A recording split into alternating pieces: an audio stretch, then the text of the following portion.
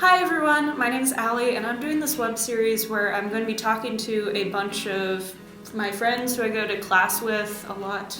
This is Bethany. She is a sustainability major as well. She actually got me into this program, so thank you for that. Why don't you tell our audience a little bit about yourself? Sure. I'm a sustainability major in the undergraduate program. I am very into international studies with a focus on Asian studies. Why don't you tell us a little bit about your travels? Because you've been everywhere. Yeah, so actually one of the places that really got me into sustainability, and the first place that I really went to on my own, was going to Yellowstone National Park. Then after that I came to Chatham, which is again far away traveling for me. I got the opportunity to work in Alaska with the Forest Service, going studying abroad to Taiwan. How can you apply the things you've learned abroad or on those adventures to your studies? How can you, did you apply anything you've learned in class to when you were traveling? A lot of the things that I've learned while being in college have really applied to my studies, such as being independent. Chatham has taught me a lot about knowing who I am, being who I am, and going abroad has even more expanded upon that. As far as sustainability goes, most of the places that I went to have been on islands. So in Alaska,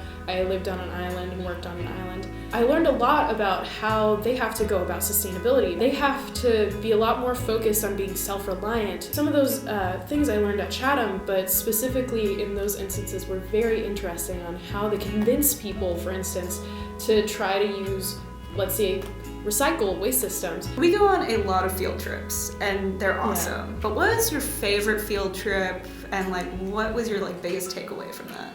Let's see.